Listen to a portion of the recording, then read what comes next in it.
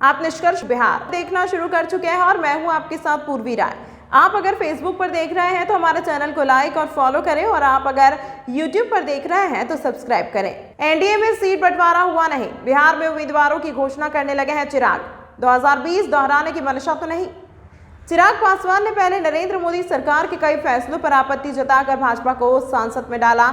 अब बिहार में बिना किसी बातचीत के वे उम्मीदवारों की घोषणा भी करने लगे हैं। एनडीए में रहते हुए उनके तेवर अभी से बगावती दिख रहे हैं। 2020 के विधानसभा चुनाव में भी उन्होंने ऐसे ही तेवर अपनाए थे। इससे सर्वाधिक नुकसान नीतीश कुमार को हुआ था। नीतीश कुमार आरजेडी के साथ न जाने और भाजपा के साथ बने रहने की लाख सफाई थे, पर शायद ऐसा ना हो पाए। ऐसा तभी हो सकता है जो भाजपा चिराग पासवान को काबू में रख पाए।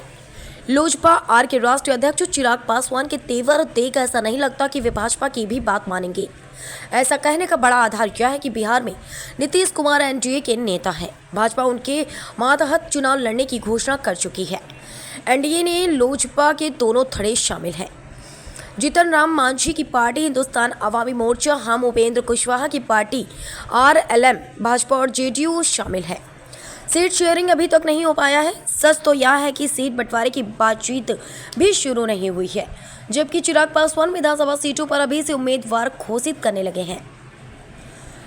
मटिहानी और शेखपुरा के उम्मीदवार घोषित। चिराग पासवान की योजना विधानसभा चुनाव के पहले सभी 243 सीटों पर दौरे की है।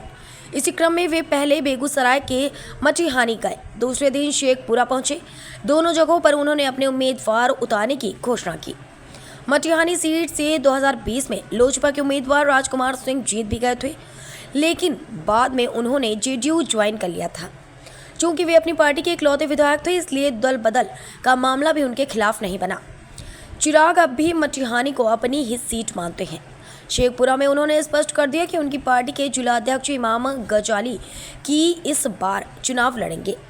गजाली वही हैं जिन्होंने लोकसभा चुनाव के दौरान सिवान में जेडीयू उम्मीदवार के खिलाफ चुनाव लड़ रही निर्दलीय हिना शहाब के समर्थन में चुनाव प्रचार किया था। गजाली 2020 में भी शेखपुरा से चुनाव लड़े थे। उन्हें 14,000 वोट मिले थे। जेडीयू प्रत्याशी को 50,000 वोट पड़े, पर 56,000 वोट आरजेडी उम्मीदवारों को मिले और 6,000 वोटों से आरजेडी उम्मीदवार की जीत हो गई। नीतीश कुमार से पहले भी भिड़ चुके हैं चिराग पासवान के इस कदम से नीतीश कुमार को सर्वाधिक परेशानी हो सकती है। पिछले विधानसभा चुनाव में भी चिराग पासवान ने ऐसा ही बखेड़ा किया था। उन्होंने जेडीयू उम्मीदवारों के खिलाफ अपने प्रत्याशी मैदान में उतार दिए। भाजपा की भी इक्का दुक्का सीटों पर उनके उम्मीदवार थे।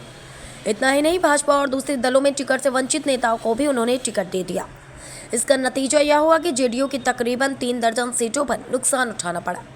नीतीश कुमार तब से ही चिराग से खार खाए हुए थे।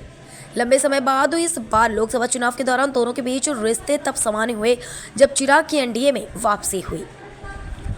बीजेपी से भी रिश्ते ठीक नहीं चल रहे चिराग के।